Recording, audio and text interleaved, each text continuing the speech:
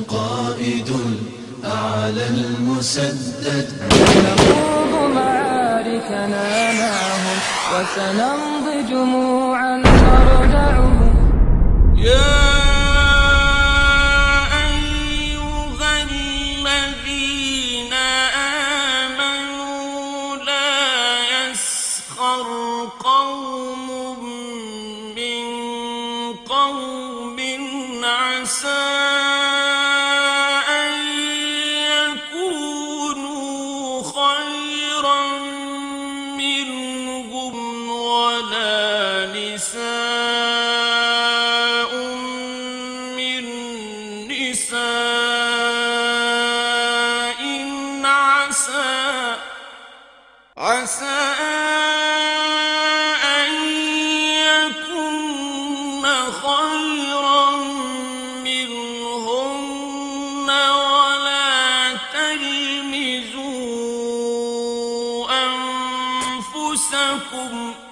ولا تلمزوا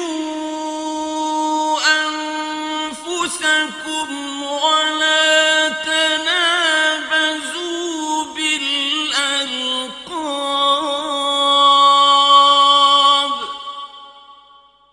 بئس الاسم الفسوق بعد الإيمان ومن لم يتب فأولئك هم الظالمون.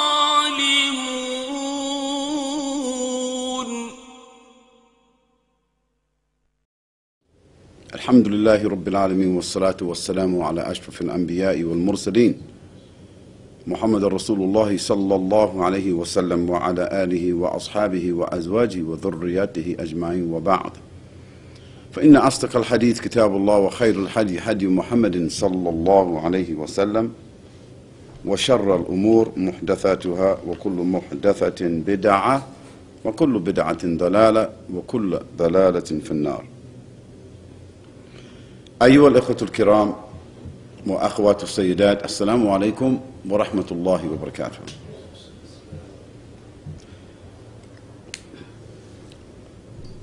Are there some sisters here? Good. So, my respected brothers and sisters in Islam, we praise Allah subhanahu wa ta'ala, we send salutations upon the Prophet sallallahu alayhi wa sallam in a manner which is befitting his stature. And we remember that Allah subhanahu wa ta'ala and his malaika, they send special salutations upon the Prophet sallallahu alayhi wa sallam. And Allah subhanahu wa ta'ala has ordered us, O you who believe, you too should send salutations upon him with a sense of reverence and gratitude. We say, Allahumma salli ala Muhammad wa ala ali Muhammad kama salayta ala Ibrahim wa ala ali Ibrahim fil alamin innaka hamidun majid. Allahumma barik ala Muhammad wa ala ali Muhammad kama barakta ala Ibrahim wa ala ali Ibrahim fil alamin innaka hamidun majid. After this, my brothers and sisters in Islam, I'd like to discuss today some issues relative to correcting our behavior, reforming ourselves. And I titled this presentation as The Enemy Within. Because many Muslims today, they are preoccupied with the enemies from without. And they are pointing the finger and they are blaming and they are analyzing and they are scheming and they are plotting and they are reacting to the enemies on the outside while they are subject and subordinate to the enemy within. And if we are unable to subdue the enemy within, it will not matter what our assessment is and what our efforts are to deal with the enemy from the outside. The enemy within is the unruly self, nafsi ammara. And the Messenger of Allah sallallahu alaihi wasallam told us, none of you can become a true believer until you bring your hawa into accordance with what I have brought. Your hawa, your opinion or your desire or your feeling, your emotion, into accordance with what I have brought. So we know that the believer in Allah subhanahu wa ta'ala in the last day, it is their obligation to check themselves, control themselves, bring their opinions and bring their feelings and bring their emotions and bring their desires into accordance with the Quran and the Sunnah of the Prophet ﷺ. In the light of the present world circumstances and the many adverse situations that Muslims are facing every day, in so many places, one can rationalize and understand why our minds would focus upon the nations and or governments that are directly or indirectly responsible for perpetrating such adversity upon the Muslims. Of course, it's natural. It's natural for us to be preoccupied. It's natural for us to be concerned. It's natural for us to react to the enemies who are perpetrating this kind of adversity upon Muslims everywhere. As a reaction to these criminal acts against Muslims, we are seeing an equally blatant amount of criminal acts perpetrated by Muslims as reprisals from groups of frustrated and angry Muslims who believe that they must fight fire with fire. We see other Muslims marching, shouting, publicly protesting in an attempt to peacefully or in other ways bring attention to these horrendous and unrelenting acts of aggression upon Muslim people.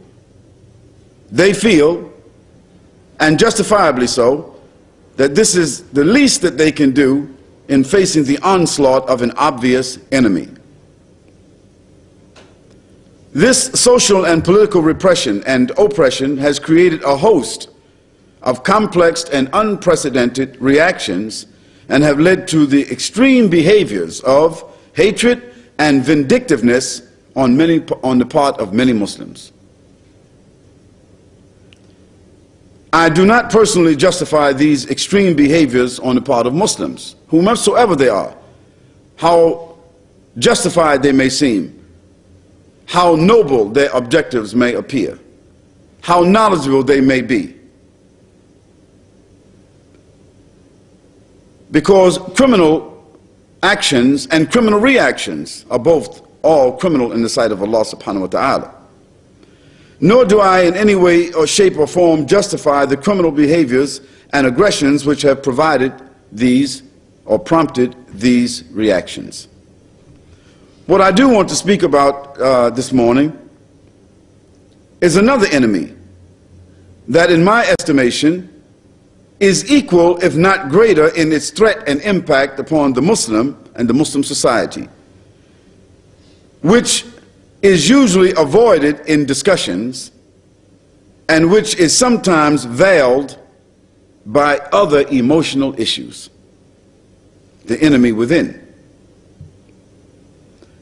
This enemy is a veiled enemy. This enemy is an enemy that we don't look in the face, except if we look in the mirror.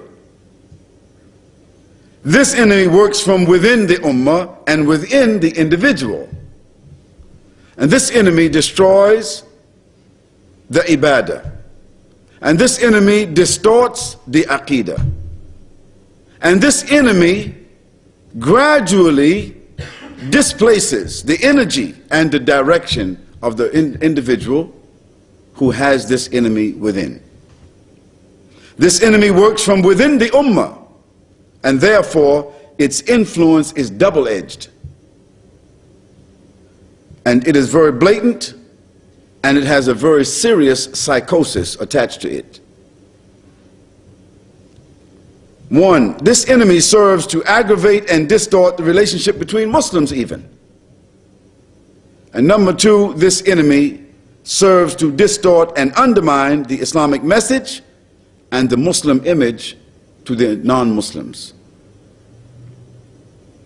This enemy has several faces, and this enemy has several features, some of which I want to discuss.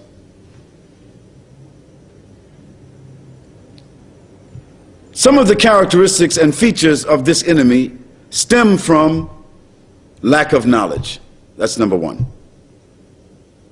If we trace the history, the Islamic history, we'll find that immediately after the Prophet ﷺ, there appeared some Muslims who, although they appeared to be muttaqi, fearing Allah subhanahu wa ta'ala, in fact, it was mentioned about them that they prayed more than most other Muslims. They engaged in more ibadah. They recited more Quran. They were more fervent in their spirit and their nature. But over a gradual point of time, they misinterpreted some ayats of the Quran, and they misinterpreted some sayings of the Prophet ﷺ, and through this misinterpretation, they began to cause aggravation among the Muslims, and eventually this aggravation led to not just blaming other Muslims, but it led to their pointing at other Muslims and calling Muslims kafirs. And inevitably, after that, it went to the furthest extreme, where they started to make it halal to take the blood of other Muslims. How this happened? One simple thing: through their lack of knowledge and their misapplication of some of the ayats of Allah subhanahu wa ta'ala, and through some extreme behavior.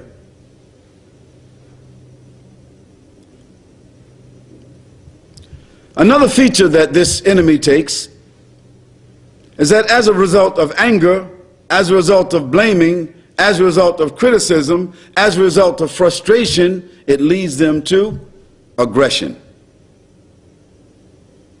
And this aggression is a criminal and an immoral behavior.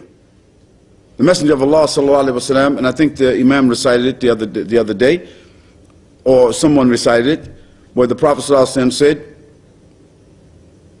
"Sibab al-Muslimu fusukun wa qitaluhu kufr."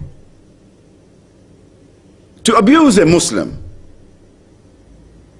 to curse a Muslim, is a fisq, a criminal act. Wa qitaluhu kufr. Fighting him, killing him, is an act of kufr. Another one of the features that this enemy takes is extreme behaviors and views. Extreme means a behavior or a view which is not accepted, a behavior or a view which is not recommended nor documented by the majority of the Muslims and their scholars, or a behavior which we did not find the Messenger of Allah ﷺ approving of. Something simple as anger. Anger is one source of extreme behavior. What did the Prophet ﷺ say to a person whom he found angry? What did he say to him? 3 times. La taghdab, la taghdab, la taghdab. 3 times. Don't become angry. Don't become angry. Don't become angry. And another hadith he mentioned about this anger, that the anger is something from the shaitan. You can see the signs of the anger. When a person becomes very angry, what happens? You see the heat from the shaitan comes up in his face. You see the heat of the shaitan comes up, changes the disposition of the person, clouds the intelligence, and in a fit of anger, a person might smash something, might divorce his wife, might hit his children, may kill somebody. Out of what? Temporary madness. Because anger is a temporary form of madness. It's a source of extreme behavior.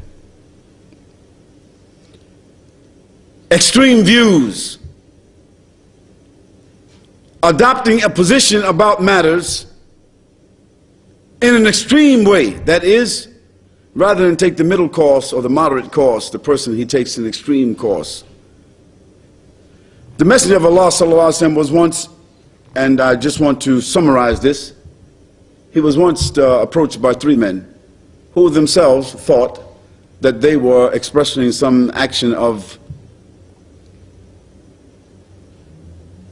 extreme religious behavior. And one of them, he said, I will pray, and I will pray continuously. And the other, he said, I will fast, I will not break the fast. And the other said, I will have nothing to do with women.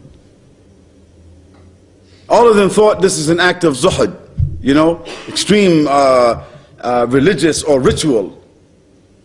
And in the modern world, we think that these kinds of people, it is some sort of indication that they have done what? Committed themselves to some high level of worship. What did the Prophet ﷺ say to them? Sallallahu Alaihi Wasallam. He said to the first man, I pray and I stop my prayer for my needs. I fast and I break my fast. And I love women. Subhanallah. Whoever is not of, and whoever, this is my sunnah, is it correct, akhi? فَمَنْ رَغِبَ عَنْ سُنَّتِي فَلَيْسَ مِنِّي. So whosoever gives up my sunnah is not from me. Here the Prophet ﷺ was trying to show these three men who were exhibiting very proudly extreme views to do what? In order to please Allah subhanahu wa ta'ala. He is rejecting those extreme views. We have among the Muslims many, unfortunately, many, especially young men who are adopting extreme views. And they are thinking by that it's a sign of religiosity. It's a sign of taqwa. It's a sign of loyalty. In fact, they are misrepresenting the sunnah of the Prophet ﷺ. They are misrepresenting the Muslims, and they are causing aggravation throughout the world among the Muslims and outside the Muslims. And this kind of extreme behavior, these extreme views lead to extreme behavior. Another one is ethnic grouping and prejudices. How the Muslims naturally, it is natural for me and it is natural for you to want to eat the food of the people I was born amongst. It's natural for you and I to wear the clothing of the people I'm born among. It's natural for you and I to speak the natural language which I'm born among, to have a feeling for my people, of the geography, of the ethnicity where I'm born. This is natural. And this is why nationalism and tribalism, this is why it's an imperceptible disease. It's like the gas that comes from the stove. You can cut that gas on and go to sleep and you will not see the gas, right? Isn't it? You won't see the gas, but maybe you won't wake up. Because it's an imperceptible disease. It's an imperceptible poison. Nationalism is natural because it comes from a natural source, the love of self, love of people, concern for self and people. Some people call it patriotism. But it leads to extreme behavior. The Prophet ﷺ, he condemned this kind of behavior. And it starts from an innocent way. You enter the masjid and you look to sit with the people from your place. Me, I'm African American, African Caribbean, whatever we want to call ourselves. Afro-Australian, whatever. So here I'm looking for Afro homeboy. I see one in the masjid, oh, subhanallah, kayf halik, aki, mashallah, where you from? Then we sit down together. We talk our homeboy language. So every time I come to the masjid, I look for him. He comes to the masjid, he looks for me. It's happened innocently. What happens? We start to group ourselves and we also look for other brothers in Australia. Akhi, you know any other brothers from America? You know any other Afro-Australian brothers? We start to want to eat in our own homes. We want to eat chicken because that's what we like. We start to grouping, and then after that we start seeing some other groups, some behavior we don't like.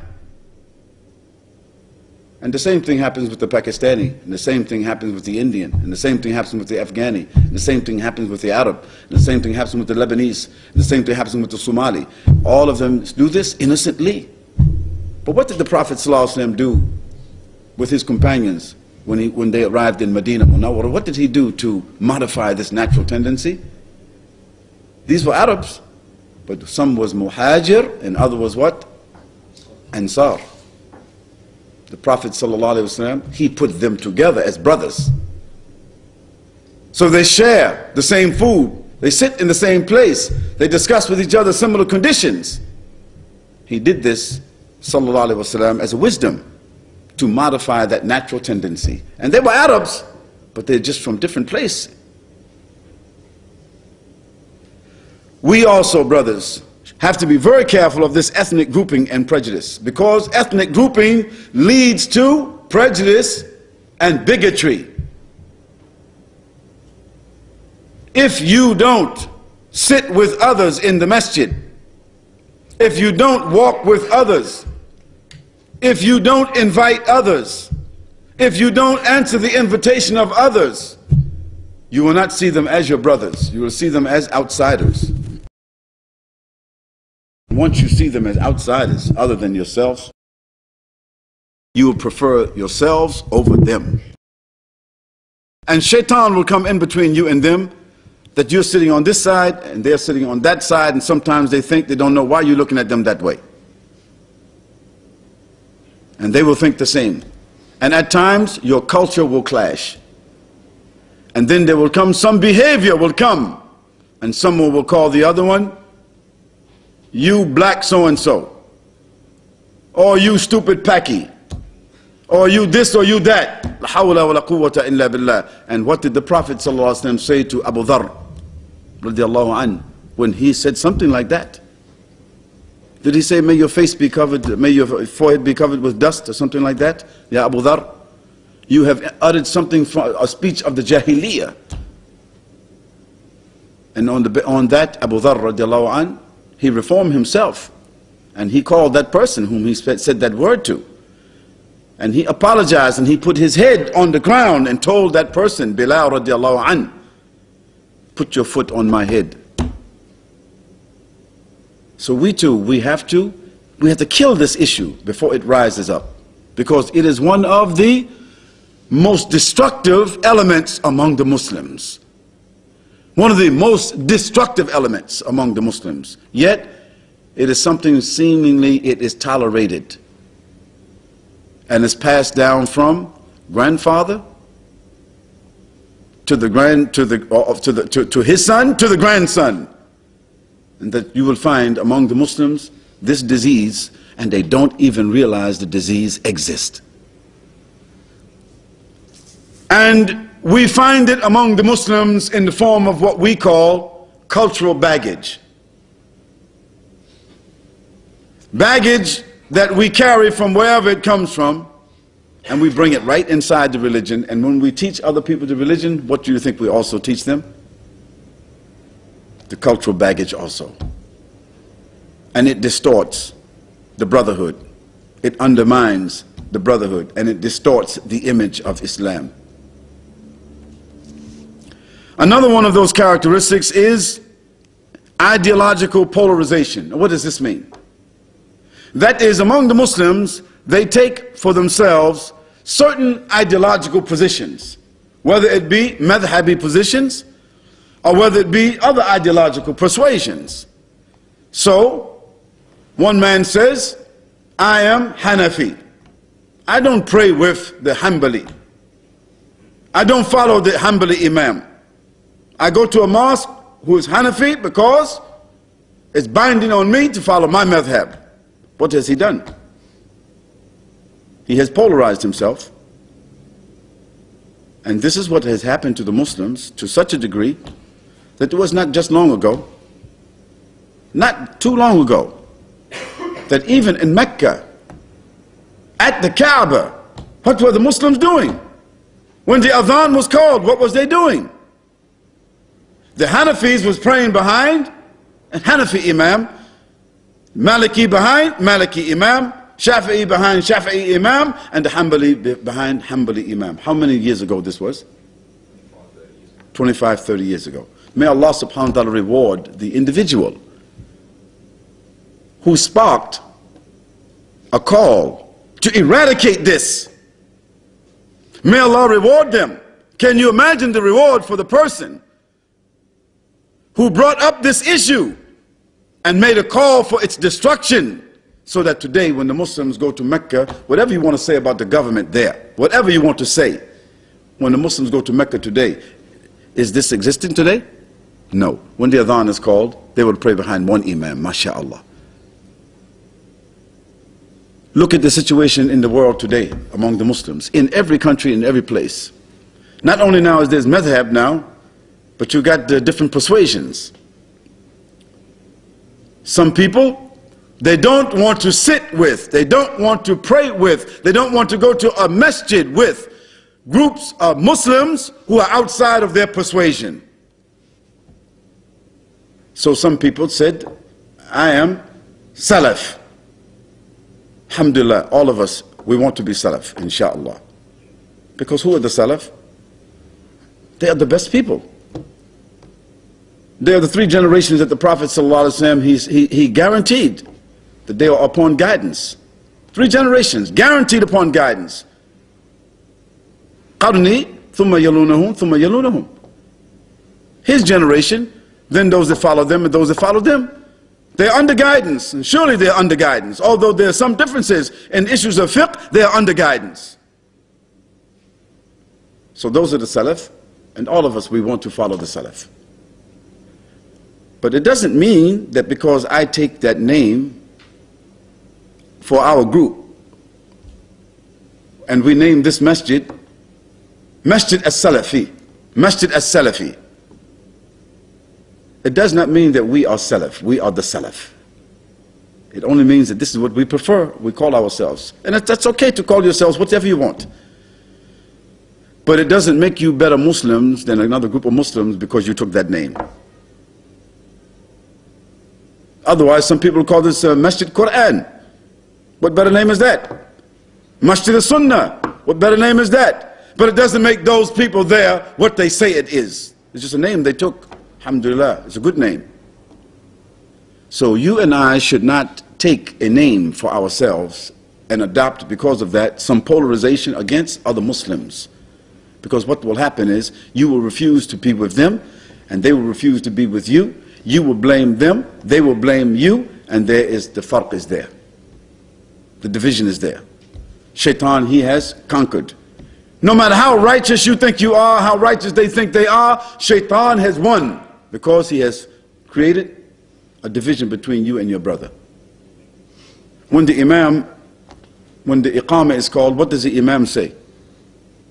Astaw. I'tadilu. Straighten your ranks. Close the gaps. Shoulder to shoulder. Feet to feet. If you straighten your ranks, Allah will straighten your hearts. And Allah does not look to the ranks which are what? Crooked. Inna Allah yuhibbu alladhina yuqatiluna fi sabilihi saffan ka'annahum bunyanun marsus. It's an undermining of brotherhood. It's an undermining of the ummah. It's an undermining of our mission to take positions of polarization in ideology. No matter how righteous it is, you have to find a way to tolerate your Muslim brother. What about the companion who came to the Prophet ﷺ, the man that came to the Prophet ﷺ, and he asked him, and I don't know the exact narration, maybe the Shaykh can tell me. He said, Ya Rasulullah ﷺ, our Imam, we believe our Imam, he is a fasiq. Should we pray behind him? He said, أو كما قال رسول الله صلى الله عليه وسلم, he said, prayer is incumbent upon you behind every Imam. Whether he is good, he is not good. For if he is good, the prayer is for you and him. And if he is other than that, then what? The prayer will be for you. So we don't look into the masjid and see who's leading the prayer. Or that Imam, he smokes cigarettes, I ain't praying behind him. Or this Imam, he's a Hanafi. Or this Imam, he's this, or this Imam, he have this view or that view. As a brother, he asked me yesterday. One brother asked me yesterday. He said, Akhi, you were saying that we are lucky to have a mufti in our midst.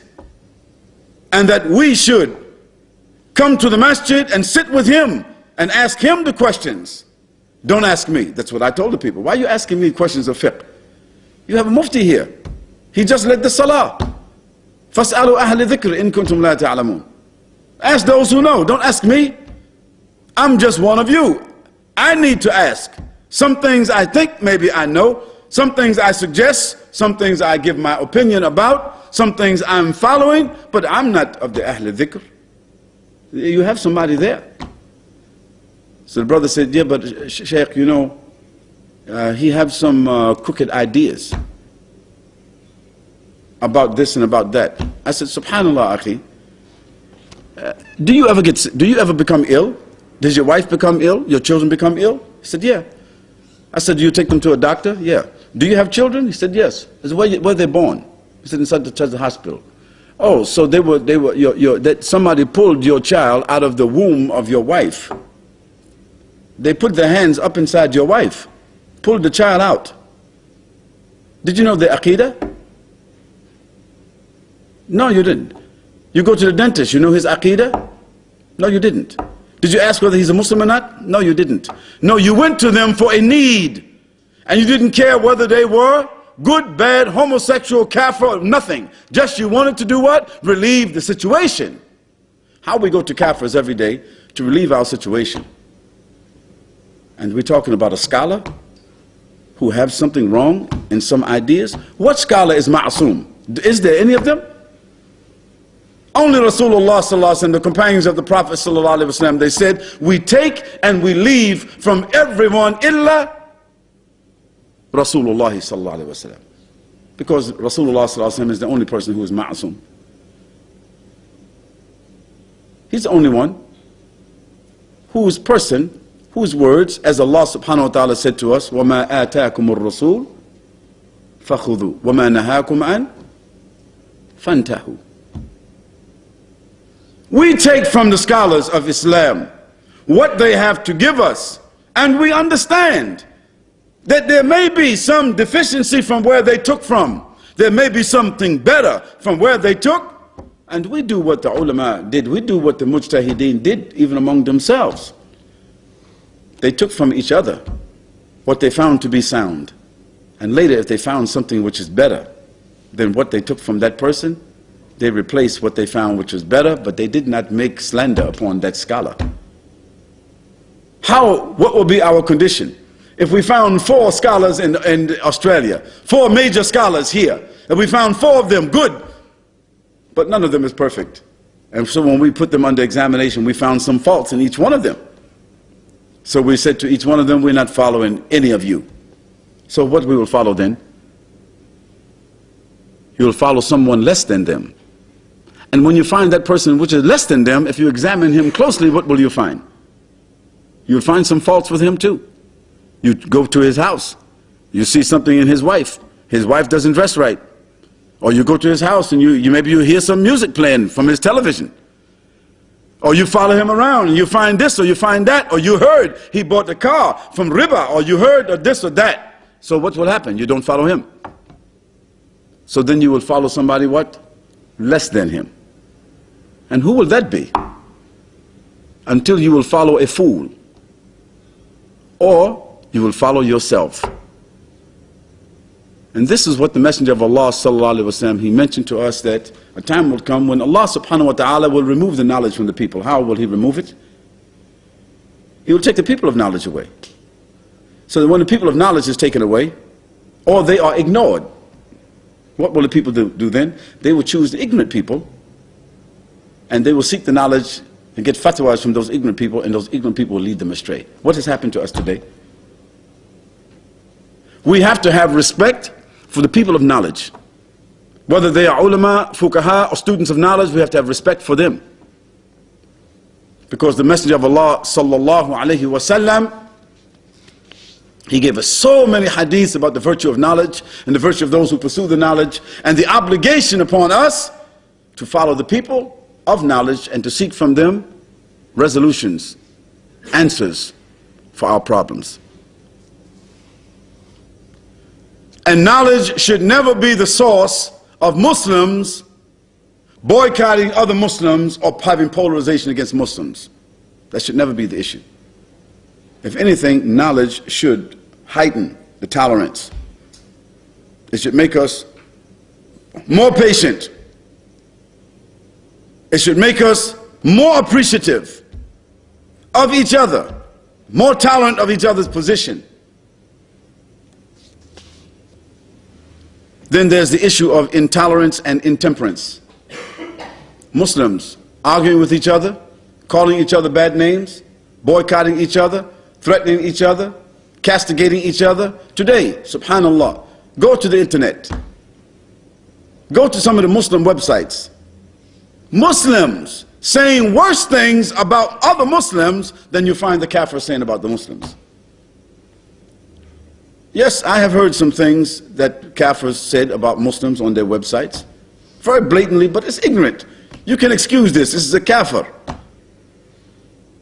He doesn't know us even. So if he doesn't know us, we don't care what he says about us.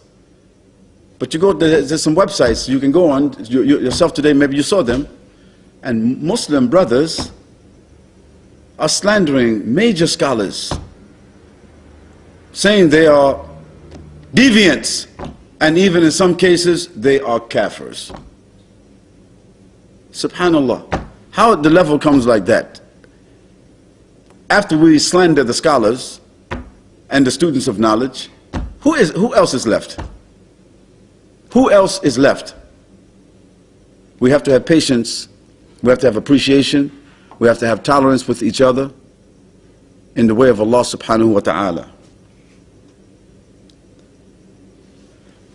عن أبي عمرو وقيل أبي عمرو سفيان ابن عبد الله رضي الله عنه قال قلت يا رسول الله صلى الله عليه وسلم قل لي في الإسلام قولا لا أسأل عنه أحدا غيرك قال قل آمنت بالله ثم استقم.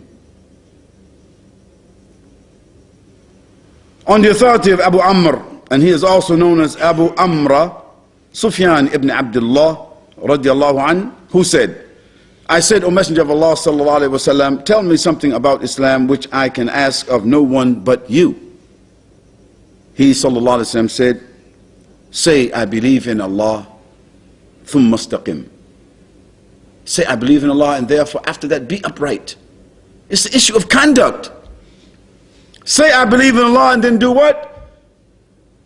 Be upright in the conduct, be straight in the speech, be honorable, be dignified. And if we are not honorable and dignified towards the Muslims, who will we be honorable and dignified towards? Another issue is bad planning and disrespect of time. The Muslims are developing a reputation that about the Salah, they are very particular. I mean, even you see now some clocks in some certain masjids, they have it like to the minute. They are looking to the clock, looking to the clock, looking to the clock. When it reaches that minute, click, stand, pray, let's go. Very, very particular. But about other matters, paying the debt, respecting the time, meeting someone when they say they're supposed to meet someone, starting something on time when it's supposed to start, don't care. About issues of dunya, issues of transactions, issues of human relationships, issues of social relationships, issues that are just as important. They don't care about the time. But inside the masjid, when we're doing the rituals, very important about the time. I was in a masjid in London 3 weeks ago, and a man, he told me that I was not allowed to pray in their masjid if I wiped over my socks. Subhanallah. If I wiped over the socks, I cannot pray there. He told me, take your socks off and wash the feet, otherwise you should not enter the masjid. He's an old man, what can I do? So, alhamdulillah, in London there's plenty of masjids, so okay, I don't want to argue with this man. So I left that prayer in another place. What do you think I find? After the salah, one day I came to the same area. This man, he has a shop downstairs. He's selling haram. Subhanallah. What kind of thinking is the Muslims? He tells me I cannot pray in the masjid because I wipe over my socks. He's downstairs selling fawahish magazines, cigarettes, the lottery tickets, and he's got a picture of the Kaaba over top of the shelf there. I said, subhanallah. Also, lack of order and cleanliness. Lack of order and cleanliness. Simple issue, brothers. And brothers, look, we can all get better. This is not a criticism of you. It's a criticism of me. Criticism of us, the family. My advice to the brothers, wherever you have a place that you worship and that you gather, you have to appoint some brothers and some sisters whose job it is every day to look, to clean, to wash, to wipe, to put the shoes where they're supposed to be. If you got windows, wash the windows. If you got a lobby, mop it, sweep it, make it smell very good, make it very attractive. Why? Because this is not your place. It's the house of Allah subhanahu wa ta'ala. And do you know something? It's unfortunate that the house of Allah subhanahu wa ta'ala usually does not look like the house of the Muslims. The Muslims will take care to shampoo their rugs, to clean their windows, to make nice curtains, to clean the bathroom. Why? Because some guests will come. They will do this. The wife will be working busy to cook good food and everything, all that. But for the masjid, just we open the door and we go inside, we throw our shoes in the front or whatever it is, and after the salah is over, we just go back out and come in and out, in and out. Subhanallah. No, brothers. My advice to you, and again, I don't want anybody to think I'm talking about this place. No, I'm talking in general. The Muslims should take care about the houses places where they gather. That the places where they gather should be cleaner, more attractive, more orderly than any other place in that neighborhood.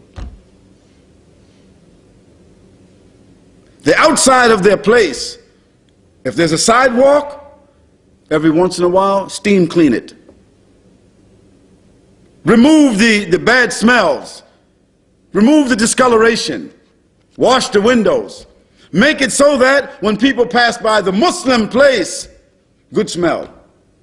It is distinct, it is clean, it is orderly, and the reputation, if they never come inside, the reputation that they have for the Muslims is what? Their place is always absolutely clean.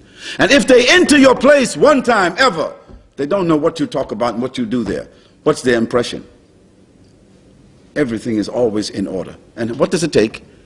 You assign 4 or 5 young men, young boys, 4 or 5 older ones to supervise them, and 2 or 3 to supervise them. And what is the job? Their job is to spend 30 minutes a day cleaning the toilets, cleaning the hallways, cleaning the outside, cleaning the windows, shampooing the rugs, fixing the books, putting everything in order, making sure that everything, and reminding the brothers and sisters when they come to the house of Allah subhanahu wa ta'ala, there is a place for their shoes. There is a place for the shoes. I see it right there. Isn't there? On the top shelf, in the top there, isn't there a place? Is the shelf there? What's the shelf there for? And you have another one downstairs on the way down, isn't it? What is it for?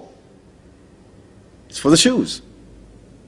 My suggestion, brothers and sisters, when you enter the masjid, as a respect, put your shoes on the place which is designated for the shoes. Why? Because if there's a fire and some smoke just fills up this place here, and the shoes are all cluttered in the front there, what will it cause? Fire hazard. Some people will get trampled. So if it's nothing more than that, removing something injurious from what? From the path. And so each one of us can do a good sunnah, that when we enter the masjid, if we see the shoes scattered, we should make them orderly and put them on the shelf. So when a brother, he comes to the masjid and just kicks his shoes off, He comes back to look for his shoes. He sees them on the shelf. SubhanAllah, how did they get on the shelf? So after a while, he will get the picture. He will get the idea, right? They didn't just get on the shelf by themselves. Someone put them there. So after a while, what will happen? Very rarely will somebody come to the masjid and kick their shoes off. They will put the shoes on the shelf. Something very simple like that. Narrow-mindedness about other cultures. The Muslim is not narrow-minded. The Muslim is wide-minded. He's tolerant for all kinds of people. Whether they're from Australia, or they're from China, or they're from America, or they're from the Antarctic, or wherever. Even if somebody comes and he's to say he's an alien. That's his ET. We are tolerant to meet him, talk with him, be patient, to listen, whatever his situation is. You remember that Arab that came inside the Prophet's masjid, and what did he do? He urinated right in front of everybody because he's ignorant. Just, can you imagine that? A man, he just walk in here. We're all sitting here and he just walk over there and urinate. Some karate brothers will go beat him up. The Amir will say, no, don't do that. As the Prophet ﷺ said, don't do that. Just put some water on it and see what's going on with him. He must be ignorant. Something's wrong. Sit him down. Maybe he comes from a place. Maybe he's from the bush. Maybe he has a situation of incontinence, right? He cannot hold his water. You don't know what his situation is. Put some water on it, sit him down, and talk with him. Be patient with him. We cannot be narrow-minded against other people in other cultures. We have to be wide-minded, patient, tolerant, until people understand and appreciate and become knowledgeable. Then they will change their habits. We have a problem in adopting other people's values and traditions, and what I mean by that is that Muslims start to take the values and traditions of others and hold them to be more important than the values and traditions of Islam. Muslims, it's more important that they are accepted to be Australian or to be American or to be British, to be accepted. More important than for them to practice the Sunnah. More important for them than to read Quran or to perform the Salah. A man will get up in the morning, 7:30. He's late. He usually leaves the house 7 o'clock. So he pours the coffee, he lights his cigarette, he rushes to catch the bus or to get on the highway. To do what? To get to his job. But he didn't pray Salatul Fajr. And even if he does pray Salatul Fajr, he doesn't mind, he doesn't care that he didn't pray it inside the masjid. What has happened there? The tradition and the values of the place where he is and the issue of dunya and what he needs from it has become more important to him than Allah and His Messenger sallallahu alaihi wasallam. Thinking that the religion is separate from academics.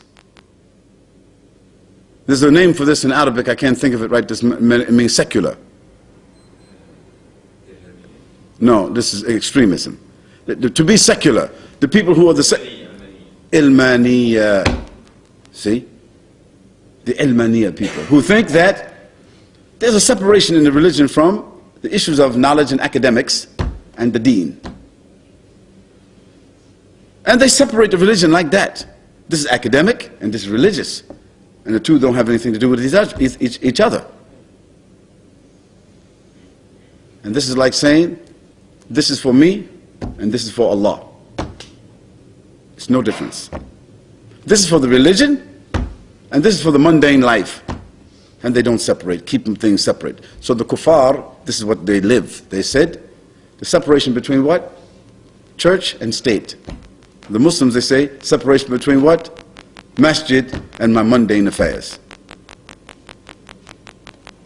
Another one of the characteristics of how the enemy comes into us is losing the respect for leadership and organization. Today, the Muslims don't mind to gather on Jum'ah. The Muslims don't mind to gather on Eid. The Muslims don't mind to gather for the Salah. And definitely there will be an imam to lead them in the Salah. But what is the duty of the imam? Is the duty of the imam only to lead the salah? Is the duty of the imam only to perform marriages? Or to advise the people about divorce? Or to talk to the people about zakatul Eid? Only to talk to the people about fasting? Or to recite the tarawih? This the only thing? Or to give the khutbah on Salatul Jum'ah? This the only responsibility of the imam? This the only respect that he has? What about if he orders you something which you don't like? Does he have that right? Of course he does. I think it is an athar of Umar ibn Khattab that he said, there is no Islam without jama'ah, is it? And no jama'ah without amir. And there is no amir unless he has what? Amr, huh? Three things. And the Prophet ﷺ said, follow my sunnah, and what else? The sunnah of the Khulafa al-Rashidin Mahdiyyin. So the sunnah of Umar radiallahu anh, he took it from Rasulullah sallallahu alayhi wa sallam. There is no Islam without jama'ah. What is jama'ah? Jama'ah is the organization of the Muslims. Of course, the greater jama'ah is the jama'ah following the Quran and the sunnah. The minor jama'ah is the jama'ah of the Muslims behind an amir. And of course, there's some disagreement whether we could call the imam of a group amir or not. But there has to be a leader. And that leader has to be obeyed. And he is not just obeyed in matters of rituals. No. He's obeyed in all issues unless he's ordering you something that's in disobedience to Allah subhanahu wa ta'ala, because there is no obedience to any creature when it involves what? Disobedience to al-Khaliq. But if he orders you a thing which is difficult for you, or that you don't like, you must follow the order of what you like and what you dislike and do as much as you can. Then there will be organization, because there will be respect. And if you don't respect your leader, don't expect anyone to respect you, and don't even expect that when your children grow up they're going to respect you. They won't. Because they will see that you yourself have no leader. Why should your son follow you except while he has to? No, there has to be leadership in Islam. There has to be accountability in Islam.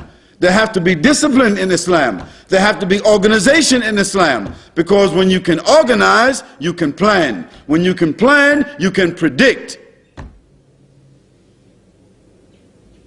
And this is where we are being beat all over the world in planning and organization. Because the unbelievers, they are following their leaders. We Muslims, we have to follow our leaders. Ati'u Allah wa ati'u Rasul wa ulul amr minkum. Finally, circumventing the responsibility of da'wah. Circumventing the responsibility of da'wah. That is making excuses. Thinking to ourselves that the people who are responsible to give the da'wah are the imams, the scholars, the students of knowledge. Those are the people who give the da'wah. I don't have to worry about the da'wah. If there's somebody interested in Islam, I bring them to the masjid and ask the imam, Imam, can you talk? This is a friend of mine. Or we think that the person who should give the shahada to someone is the priest, the imam, the scholar. Who said that? The Messenger of Allah sallallahu alaihi wasallam said, "Ballighu anni walau ayah." Preach from me and teach from me whatever you have, even if it's only just a verse. A verse, just a saying. Preach from me. He said in the final khutbah, "Let those who are present convey what I have said to whom? To those who are absent." Our responsibility, you and I, is to understand the religion to the best of our ability. Pursue knowledge, act upon that knowledge, invite towards that knowledge, and after that have sabr upon the adha that will come from propagating that knowledge. This is our obligation.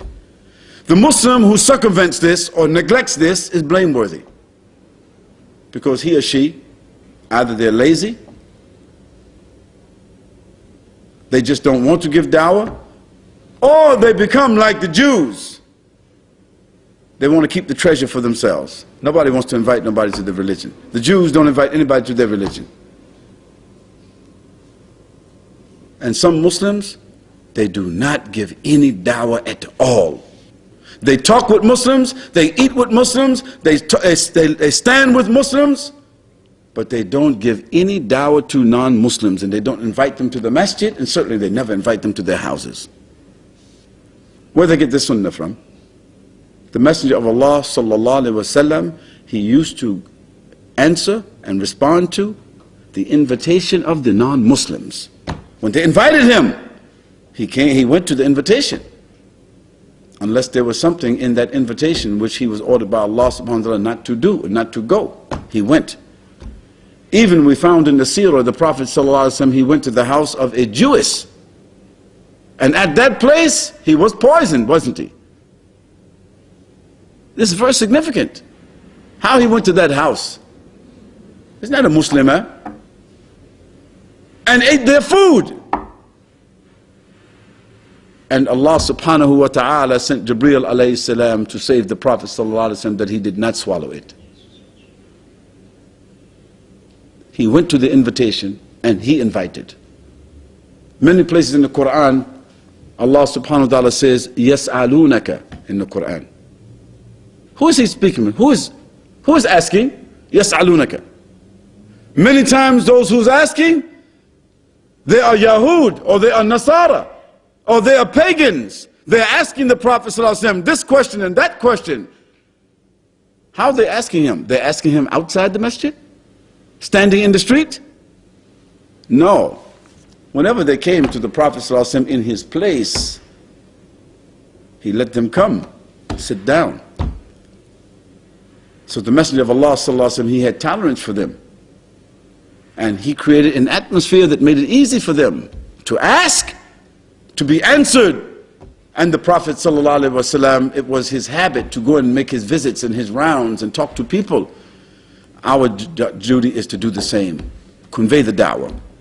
Dear brothers and sisters, I want to read to you just a few hadiths from the Messenger of Allah ﷺ to support some of the issues that I brought up to you, and they are very small hadiths. عن أبي ذر جندب ابن جنادة وأبي عبد الرحمن معاذ ابن جبل رضي الله عنهما أن رسول الله صلى الله عليه وسلم قال اتقوا الله حيث ما كنت واتبع السيئة الحسنة تمهها وخالق الناس بخلق حسن. رواه الترمذي وقال حديث حسن، وفي بعض الشيخ الحسن الصحيح، في بعض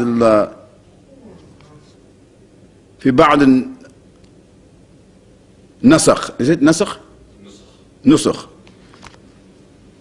On the authority of Abu Dharr radiallahu, Jundub ibn Junada, and Abu Abdul Rahman, another name for Mu'adh ibn Jabal radiallahu an, may Allah be pleased with both of them, that the Messenger of Allah sallallahu alayhi wasallam said, fear Allah wherever you are, and follow up a bad deed with a good one, and that will wipe it out. And then after that, behave well towards people. It was related by At-Tirmidhi, who said it was a good hadith. And in some copies of At-Tirmidhi's collection, it was said to be a good and sound hadith. And Abu Hurairah radiallahu an,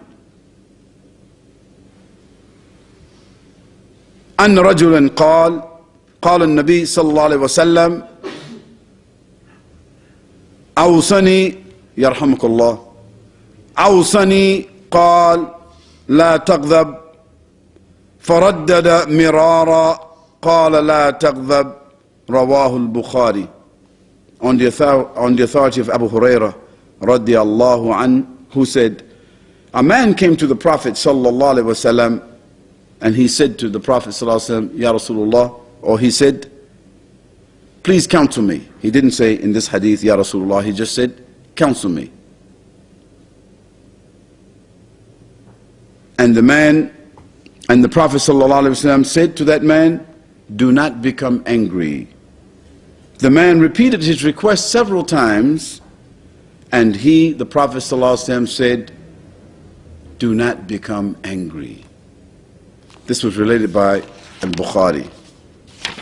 And the final hadith I want to share with you, the Messenger of Allah sallallahu alaihi wasallam said, عن أبي هريرة رضي الله عنه قال قال رسول الله صلى الله عليه وسلم من حسن الإسلام المرء تركه ما لا يعني.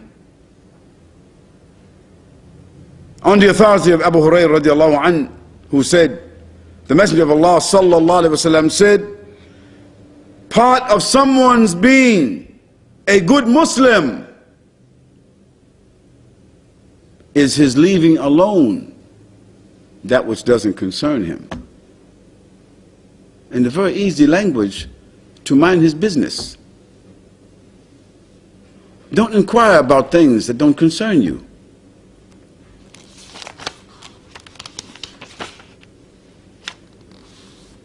وعن أبي هريرة رضي الله عنه أن رسول الله صلى الله عليه وسلم قال من كان يؤمن بالله واليوم الآخر فليقل خير أو ليصمت ومن كان يؤمن بالله واليوم الآخر فليكرم جاره ومن كان يؤمن بالله واليوم الآخر فليكرم ضيفه.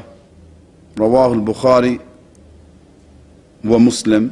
On the authority of Abu Hurairah radiallahu anhu, that the Messenger of Allah sallallahu alayhi wasallam said, let him who believes in Allah and the last day either speak what is good or keep silent. And let him who believes in Allah and the last day be generous to his neighbor. And let him who believes in Allah and the last day be generous towards his guest.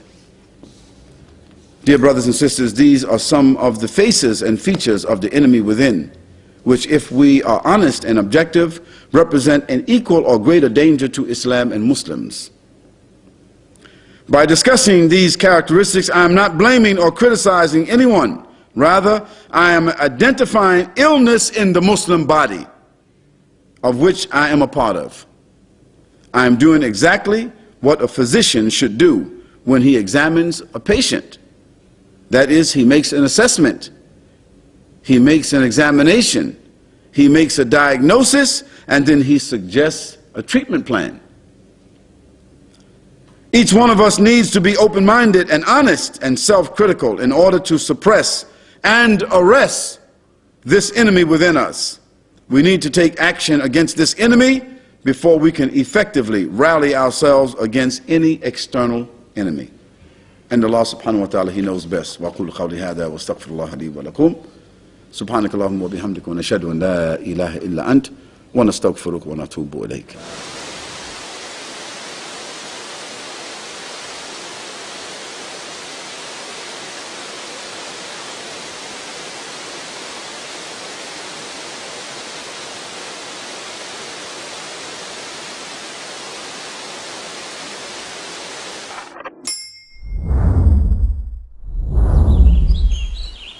One Islam Productions, an Islamic film studio established in Australia, is dedicated to producing films for all Muslims. Just some of the films by One Islam Productions: children's programs, Islam for Me, We Remember Allah, Storytime, and more. Educational films, Pray as You Have Seen Me Pray, Words, Ramadan, Renewal of Faith. Documentaries. We at One Islam Productions believe that Islam is precious and deserves to be presented in only the highest quality. Visit us at www.oneislam.net for more information. One Islam Productions, a film production company run by Muslims for Muslims.